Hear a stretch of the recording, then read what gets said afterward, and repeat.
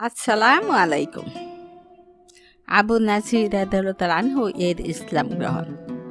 আবু নাসির আমর ইবনু আবাসা আস-সুলামি রাদিয়াল্লাহু আনহু বলেন, জাহেলি যুগে আমি ধারণা করতাম যে লোকেরা পথভ্রষ্টতার উপর রয়েছে এবং এরা কোনো ধর্মেই নেই, আর ওরা প্রতিমা পূজা করছে।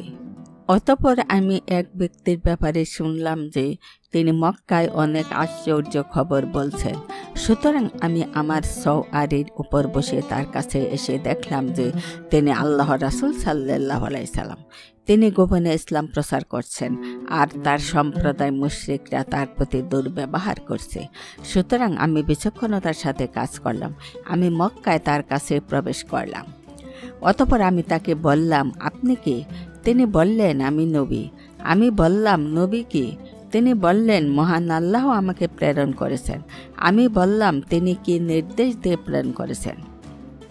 তিনি বললেন, আত্মীয়তার সম্পর্ক ক্ষুণ্ণ রাখা, মূর্তি ভেঙে ফেলা, আল্লাহকে একক উপাস্য মানা এবং তার সাথে কাউকে শরিক না করার নির্দেশ দেওয়া। আমি বললাম, এ কাজে আপনার সঙ্গে কে আছে? তিনি বললেন, একজন স্বাধীন এবং একজন কৃতদাস। তিনি বলেন, তার প্রতি যারা ঈমান এনেছিল তার মধ্যে তখন তার সঙ্গে আবু বকর ও বেলাল রাদিয়াল্লাহু আনহু ছিলেন। আমি বললাম, আমিও আপনার অনুগত। তিনি বললেন, তুমি এখন এই কাজ কোনো অবস্থাতেই করতে পারবে না। তুমি কি আমার অবস্থা ও লোকদের অবস্থা দেখতে পাচ্ছ না? অতএব তুমি এখন বাড়ি ফিরে যাও। অতঃপর যখন তুমি আমার জয়ী ও শক্তিশালী হওয়ার সংবাদ পাবে, তখন আমার কাছে এসো। সুতরাং আমি আমার পরিবার পরিজনের নিকট চলে গেলাম এবং রাসূলুল্লাহ সাল্লাল্লাহু আলাইহি সাল্লাম মদিনায় চলে এলেন, আর আমি পরিবারের সদস্যদের সাথেই ছিলাম। অতঃপর আমি খবরাখবর নিতে আরম্ভ করলাম, এবং যখন তিনি মদিনায় আগমন করলেন তখন আমি তার ব্যাপারে লোকদেরকে জিজ্ঞেস করতে লাগলাম। অবশেষে আমার নিকট মদিনার কিছু লোক এলো। আমি বললাম, ওই লোকটার অবস্থা কি, যিনি মক্কা ত্যাগ করে মদিনায় এসেছেন? তারা বলল, লোকেরা তার দিকে দ্রুত ধাবমান। তার সম্প্রদায় তাকে হত্যা করার ইচ্ছা করেছিল, কিন্তু তারা তা করতে সক্ষম হয়নি। অতঃপর আমি মদিনায় এসে তার খিদমতে হাজির হলাম। তারপর আমি বললাম, হে আল্লাহর রাসূল সাল্লাল্লাহু আলাইহি সাল্লাম, আপনি কি আমাকে চিনতে পেরেছেন? তিনি বললেন, হ্যাঁ, তুমি তো ওই ব্যক্তি যে মক্কায় আমার সাথে সাক্ষাৎ করেছিলে। আমি বললাম, হ্যাঁ, হে আল্লাহর রাসূল সাল্লাল্লাহু আলাইহি সাল্লাম, আল্লাহ তাআলা আপনাকে যা শিক্ষা দিয়েছেন এবং যা আমার অজানা তা আমাকে বলুন। আমাকে সালাত সম্পর্কে বলুন। তিনি বললেন, তুমি ফজরের সালাত পড়ো, তারপর সূর্য এক বল্লম পরিমাণ উঁচু হওয়া পর্যন্ত বিরত থাকো, কারণ তা শয়তানের দোষিং এর মধ্যভাগে উদিত হয়, অর্থাৎ এই সময় শয়তানরা ছড়িয়ে পড়ে এবং সেই সময় কাফেররা তাকে সিজদা করে। পুনরায় তুমি সালাত আদায় করো, কেননা সালাতে ফেরেশতা সাক্ষীও উপস্থিত হন, যতক্ষণ না ছায়া বল্লমের সমান হয়ে যায়। অতঃপর সালাত থেকে বিরত হও, কেননা তখন জাহান্নামের আগুন উস্কানো হয়।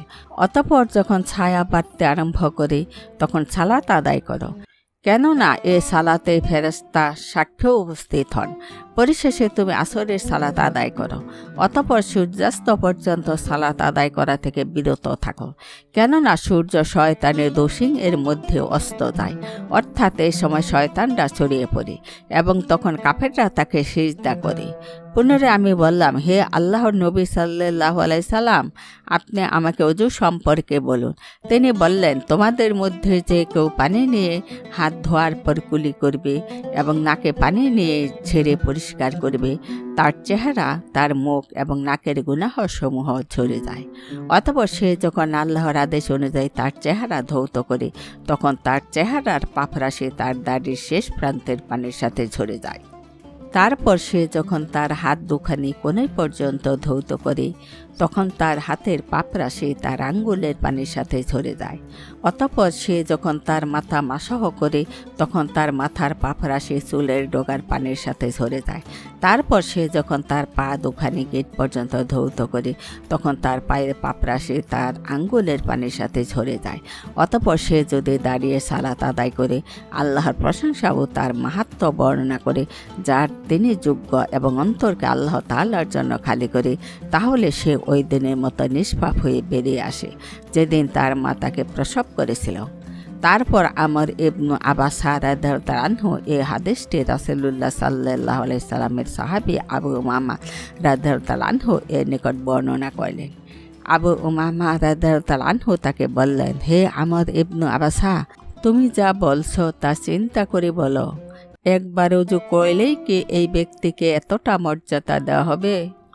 আমর বললেন, হে আবু উমামা, আমার বয়স ঢের হয়েছে, আমার হাড় দুর্বল হয়ে গেছে এবং আমার মৃত্যুও নিকটবর্তী। ফলে এই অবস্থায় আল্লাহ তাআলা অথবা রাসূলুল্লাহ সাল্লাল্লাহু আলাইহি সাল্লামের প্রতি মিথ্যারোপ করার কি প্রয়োজন আছে? যদি আমি এটি রাসূলুল্লাহ সাল্লাল্লাহু আলাইহি সাল্লামের নিকট থেকে একবার, দুবার, তিনবার, এমনকি 7 বার পর্যন্ত না শুনতাম, তাহলে কখনোই তা বর্ণনা করতাম না। কিন্তু আমি তার নিকট এর চেয়ে অধিকবার শুনেছি। শিক্ষা: দ্বীনি বিষয় জানার জন্য আগ্রহ থাকতে হবে। 5 ওয়াক্ত সালাত আওয়াল ওয়াক্তে আদায় করতে হবে। ওযুর মাধ্যমে বান্দা তার পাপ রাশি মোচন করে নিতে পারে। আসসালামু আলাইকুম।